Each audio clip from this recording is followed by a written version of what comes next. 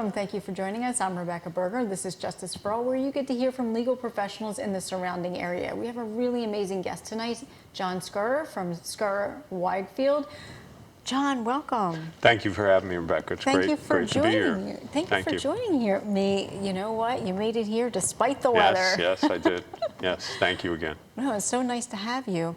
So you do a wide variety of law. So you work in bankruptcy? That's correct, yes. And also in personal injury. I do, and also handle a wide variety of litigation cases. And started early in my career with a very eclectic mix of cases, but wound up really focusing in those areas, and also ultimately became a certified civil trial attorney because of experience and the number of cases I handled, and really enjoy it and love fighting for the underdog, so to speak. And well, that's really interesting. Did you always want to be an attorney? So my background is I love helping people, and that's really a prime motivator. But truth be told, my father, when I was in grade school, went to law school, had 4 kids, and wow. I watched him go through the process and how hard he worked, and it was just, and my father was just such a powerful influence on me, great man, quiet, strong, just lived for his kids and his wife, and just such a fantastic role model. So it was hard to not see him as a hero and then follow in his footsteps. And so that obviously was a prime motivator, but I really enjoy helping people. And as lawyers, as you know, we do get to help people, and sometimes that's very hard, but it's very satisfying in the end when you do get a good result for someone or help solve their problems. And sometimes it's hard when you can't always do that too. You know, for example, in terms of the bankruptcy field, I can't imagine right now in particular, it isn't something that you're seeing maybe a huge rush in people filing for bankruptcies. Has that been an issue? So right now, bankruptcies, believe it or not, you would think they are up because of our economy and the pandemic. But what has happened is that people have not been filing because they've been getting breaks. There's no foreclosures going on. A lot of lenders are trying to work with them. There's also no evictions in the state as of yet under Governor Murphy's emergency orders, which is a good thing. The bankruptcies are starting to increase. We're seeing a much higher influx into my office. We are meeting with a lot of people. We are also, a lot of small businesses were working out a lot of deals with landlords. Some landlords are reasonable and understanding. They're not going to collect all the rent, and everybody's trying to work together. Some landlords are not so reasonable, and it's hard, and it's stressful for everybody. I tell all of my associates that work for me and everybody in my office, when people come in the office, a lot of them are coming in a stressful situation. Bankruptcy or anybody going to see a lawyer, there's usually a problem. It's funny because I do say that when I speak to a client for the first time. I'm like, look, if you're speaking to me, whatever you're going through must not be good, because if you have to speak to me, there's got to be something going on. So we're similar to dentists, I guess, having your teeth pulled. You don't want to go in, but you have to sometimes. Yeah, and so everybody coming in has a problem, and whether that's bankruptcy, whether divorce, what you do, it's a problem they're coming in with. And what's our job is to, as best we can, solve the problem. And it's not always a perfect solution. It may not be the solution the client wants. Sometimes it is, and that's great. But it is difficult because we can't always solve it in the perfect way. And again, what I do tell my associates and attorneys I work with, we're trying to make the person in better shape when they walked in the door than when they're leaving. So put them in a better position, in other words. Well, which makes sense, because you know, you really want to give them a better start to wherever they were when they first came to you. What do you see as being some of the biggest problems in the bankruptcy field as of now? So one of the biggest, we do a lot of representing consumers, small businesses. So a big problem now is the student loan debt crisis. It's huge, and something has to happen. Right now, student loans are completely non-dischargeable. I don't know what your political view is, but I'm happy that President Biden got in, and Well, I mean, there's a good chance they may do something with student loans Yeah. and doing something to make them dischargeable, or something that people because that's can, actually something in bankruptcy that's not dischargeable not at this dischargeable. point. You cannot wipe out a student loan. So a lot of these younger people have come out of school, whether it's college, law school, medical school, with huge amounts of debt, and they'll never be able to get on top of it, or at least a large part of the population will never be able to get on top of it. And there has to be some solution to that, because we have a lot of clients, there's nothing we can do for them in that situation. As to the student loan debt, we may be able to wipe out other debt, so that's really a huge issue now. Because sometimes that can be as much as a mortgage payment. So they can come to you with all of this credit card debt, which maybe you can find a way to work that out. But the student loan itself, I mean, I know that's a crisis in America just generally due to the high cost of higher education. And it would seem like most people need that higher education a lot of times for different jobs. Yes, absolutely. And yet these young people and sometimes older people are burdened with these debts. Absolutely. So do you think that there will be some movement in that? Yeah, there's talks. I don't know what the ultimate solution, but there's a lot of talk. That was a big platform on which President Biden ran, and I think something will be accomplished. Something really has to be done, because it is a crisis, and debt, dealing with enough people that are going through debt, really leads where people are overburdened with debt, leads to a lot of problems. Personally, psychologically, our society. So it's important that people be able to get relief where they deserve it, they deserve it. And 95% of the people walking in my office really have a dire problem that needs to be solved. They're not people abusing the system or anything. So it's really. And I think that may be the perception. I was going to ask you, what are some of the most common misconceptions when it comes to bankruptcy? Yeah, people. One of the biggest misperceptions or misconceptions is that they'll lose their house or they'll lose assets. And most of the people coming into our office, we can file a bankruptcy, wipe out what's called the unsecured debt, or credit cards, medical bills, and they still keep their house. There's exemptions you're allowed, so they may probably keep their house, their car, different things, depending on the value and what the mortgage is against the house. But for the most part, most people walking in the office, we can save all that and wipe out the unsecured debt. So that's one of the biggest misunderstandings of the law, that they're going to lose everything. That most people do not. I'd say that 85% of consumers who come in the office are. And if it is a situation where they may be in a position to lose something because a house has what's called too much equity, its value is too high, you can file Chapter 13 and propose a repayment plan to creditors that's figured out or based upon the equity in that house or how much money they're making. There's different variables that get plugged in, but we can evaluate a case pretty quickly on the phone or in person and really tell them what they can accomplish through either Chapter 7 or Chapter 13. Well, for example, what happens if you have a house where there is too much equity and you want to be able to save that house? What if you're in a divorce situation? What happens? Great question. So if there is too much equity, let's say there's what's called 50,000, the non-exempt equity in the house, for example, there's 50,000, that spouse who's in the midst of the divorce, each spouse has 50,000 in non-exempt equity, and they owe 150,000 in credit cards. That one spouse could propose, I'm giving you rough numbers, but based on that $50,000 in equity, they could propose a 33% plan to creditors over time, which in a Chapter 13 plan has to be paid over 60 months, so that would be a little under, around $1,000 a month, a little under it.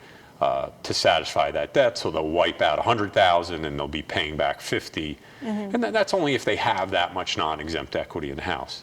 And in a divorce situation, remember, each spouse has their own half interest, so if there's 100 in equity, you would cut it in half. They each have 50,000, and they also get real estate exemptions under the bankruptcy code, so it may cut it down.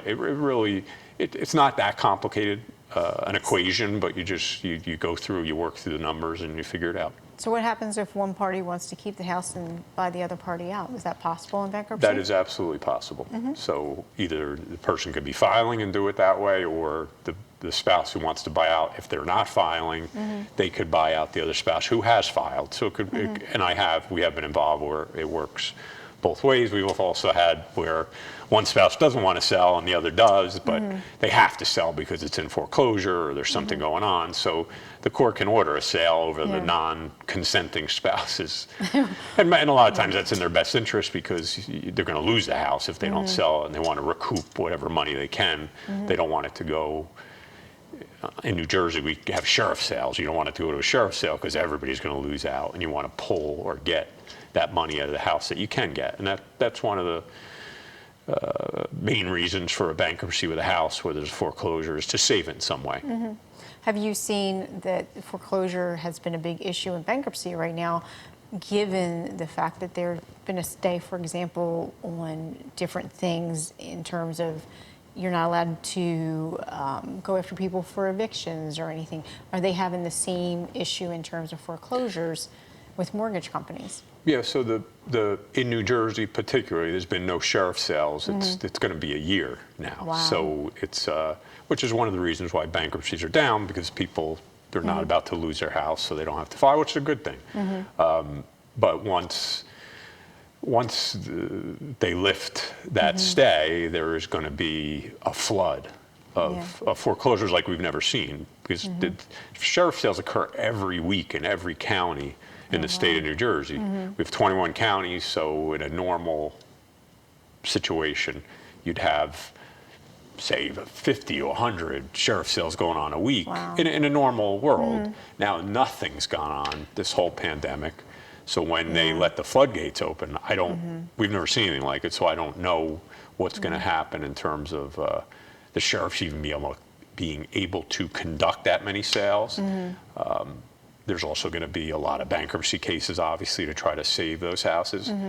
And I think there's going to have to be, we're doing it now, a lot of workouts with lenders. Let's work things out. Let's do this. Let's put it up for sale together. That's a lot we're doing.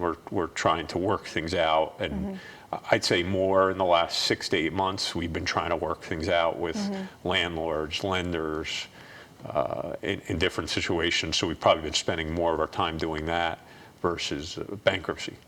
So have you seen that the mortgage companies are actually giving people a break under the CARES Act in terms of holding off for those foreclosures? I think a forced break. I don't think they have a choice. I don't think they have a choice. I don't think they want to give a break, but that's, their hands are tied. There's nothing they can do, which is the right thing right now in light of everything. We see clients that I represent a lot of small businesses, bar owners, restaurants. It's tragic. They've thriving great businesses. They can't have anybody inside, and it's 25%. Then it's and then they go down to nothing. Now they went to 35% today, but 35%. But then it goes all of a sudden it'll be nobody. It's very difficult. And I want to talk to you a little bit more about your personal injury practice after we come back from commercial break. Oh, that's great. This is Justice for All. I'm Rebecca Berger, and we'll be right back after this commercial break. But she can't seem to put down that toy all day long. Tap, tap, tap, tap. Oh, and she even talks to it.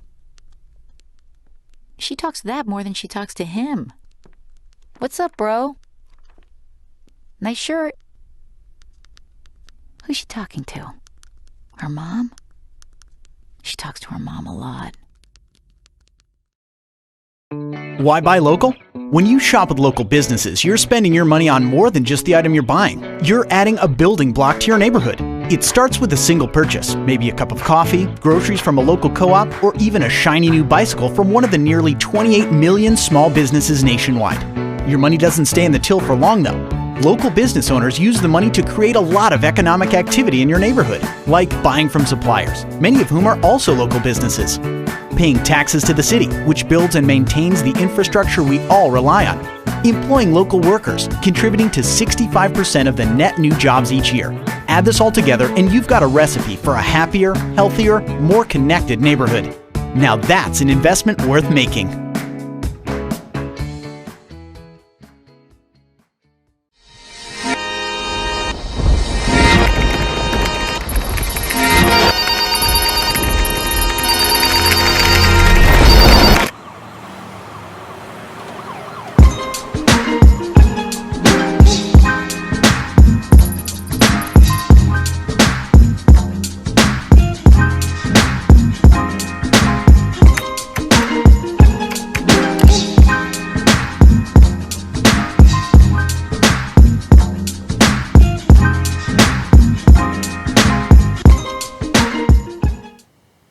Welcome back. This is Justice for All, where you get to hear from legal professionals in the surrounding area. I'm Rebecca Berger. We're talking to John Scura tonight.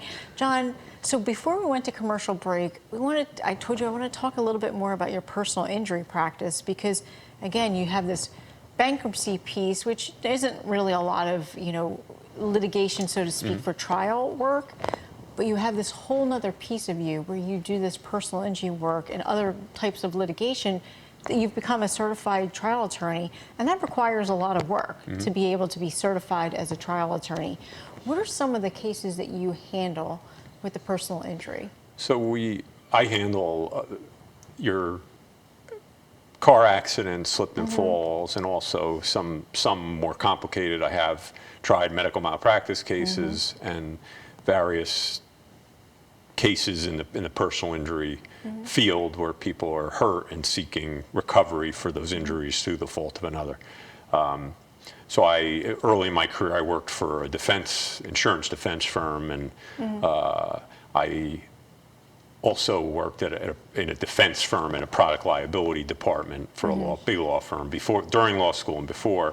So I learned a lot from the other side of what went on, and it interested me a lot. And so I also wound up doing a lot of personal injury work, and early on in my career especially, did a lot of trial work on some tough cases where some attorneys didn't want to handle the cases and passed them off to me, and I had a network of attorneys who were referring me their tougher cases to try. And it was really very, very interesting and rewarding, and taught me a lot. I got some bumps and bruises, but it really gave me a lot of experience and enabled me to, I really enjoy it, the strategy, the helping people that I really enjoy helping the underdog and the small person. And when you're representing somebody in a personal injury case, typically you're going up against insurance companies, people that don't want to pay the people that are hurt fair and reasonable compensation.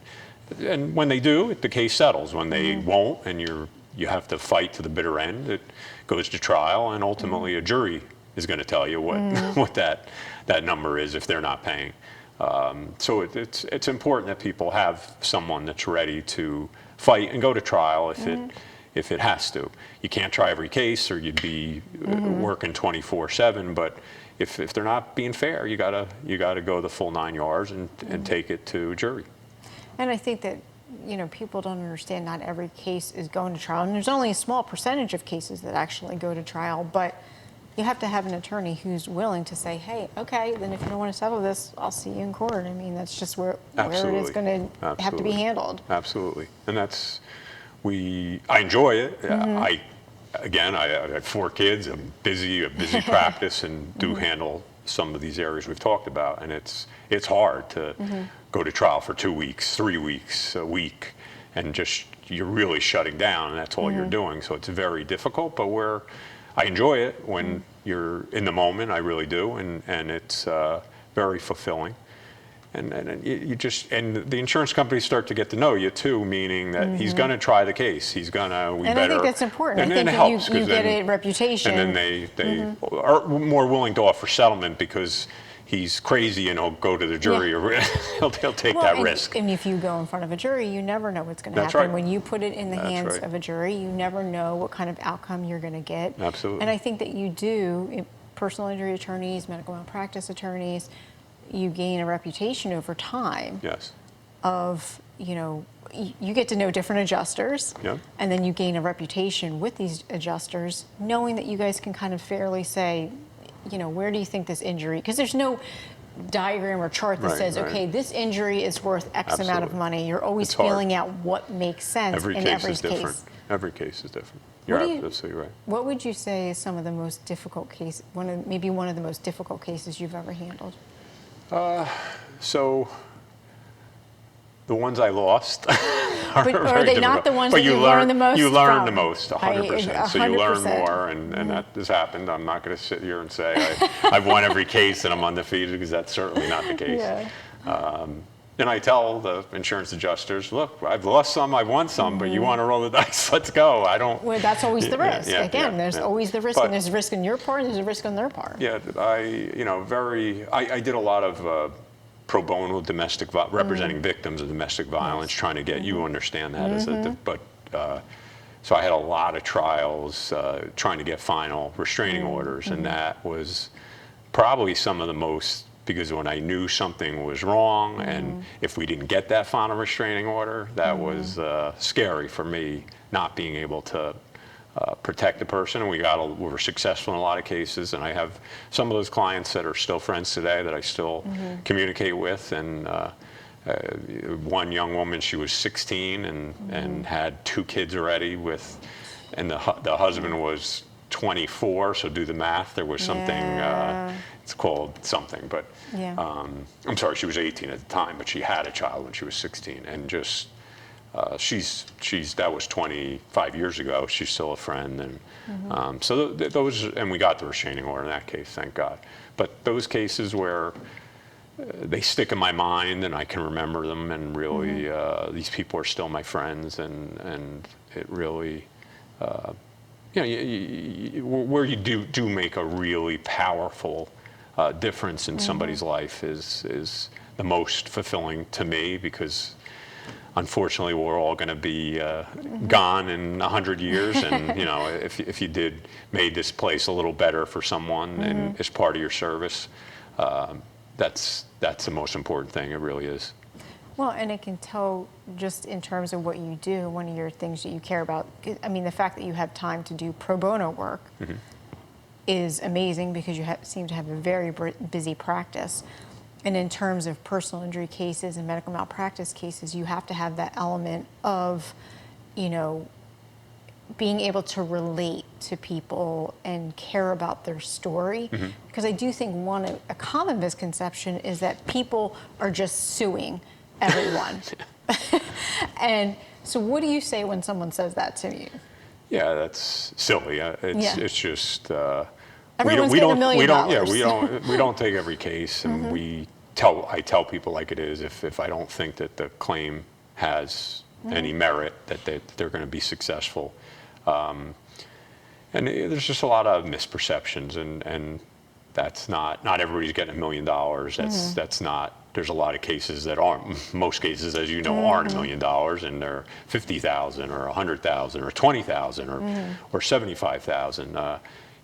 And the large majority are under $1 million. But somebody's hurt. They have a serious injury, but they're not crippled. But it's an injury that they're going to probably live with, whether it's a back injury or something wrong with their shoulder, and a lot of those cases where I have a worker, he's got had shoulder surgery, and he's going to work for the next 30 years as a mechanic with a shoulder injury, day in, day out, waking up every day with pain in his shoulder and having to deal with that. Is he crippled? No, but he's fighting through and suffering through pain. So that's worth a lot, and it's important. It might not be $1 million, but he should be getting compensated for that serious injury, pain, limitation that he's going to experience for the rest of his life or her life. And all the cases are important. All the cases are different.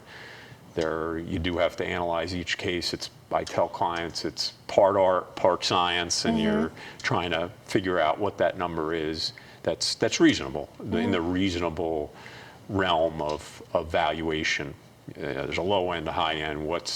Are we to that reasonable area or not? If we're not yet, maybe we have to go to trial. If we are, or we even get more than the reasonable range, then you should be settling. That's my approach to it. Because, I mean, who wants to put somebody through that? But at the end of the day, again, sometimes you're pushed to that point where you have to say, hey, this is what we're going to have to do. And I Yep. think that requires you to do an analysis not only of your client, but also sometimes the medicals to determine, like, where are you at in this process? Absolutely. Very, very important. And it's very critical to evaluate that and try to give the person the best advice as to whether to settle, whether to go forward. Sometimes they have prior injuries that are similar to this injury. That makes it more difficult. There's all kinds of variables that we could go on for hours about the different problems or pluses or minuses of cases. Well, in terms of motor vehicle accidents, for example, what if they have, the threshold where they're not able to get past Great question. on their insurance company, so then they may not be able to sue for that injury. Do you run into that situation? All the time. That's a great question. And with auto insurance in New Jersey, you either have the verbal or lawsuit threshold, or you have the zero tort or no threshold. And people don't understand. They pick that option when they buy insurance. It's not explained to them. I'd say more often than not, my clients don't even understand what I'm talking about. Was never explained to them by the insurance agent, which is a problem in our state, in my opinion. But where they have the verbal threshold, they have to show a personal injury, or a permanent injury, sign up. They have to show a permanent injury that won't heal to normal function. Now, it could be a back injury that's not healing. It could be something else. There's also other categories like loss of a limb or a displaced fracture, meaning a fracture that's really snapped, not just a hairline fracture. Then there's 6 categories that you're entitled to compensation under that verbal threshold. If you can't overcome that threshold or that level of proof, you get 0. So it's really, people have to be careful when they're sitting down with their insurance agent picking that option under their auto policy, because that's going to control their right to sue another person who hits them with the car, or if they're walking as a pedestrian and hit with a car. That's going to, whether they can sue or not sue, may be determined by that choice. There's certain exceptions. For instance, if you're hit by a commercial vehicle, the verbal threshold doesn't apply at all, even if you have it under your policy. There's all kinds of rules and exceptions, but it's a big issue. I'd say 90% of the people that come to my office have the verbal or lawsuit threshold, and we really have to have an injury that will get us over that threshold in order to succeed. And it's a good tip for people to say, hey, make sure you sit down with your agent and understand the difference. Absolutely. John, if someone wanted to get a hold of you to retain your services and speak to you, how would they get a hold of you? So our website is Scura.com, SCURA.com. My email is jscura@scura.com, and our phone number is 973-696-8391. John, thank you so much. Thank you for having me. It was so such nice. a great time, and thank you for your great questions, and I really appreciate it. Thank you for coming. This is Justice for All. I'm Rebecca Berger, and we'll see you back next week. All right.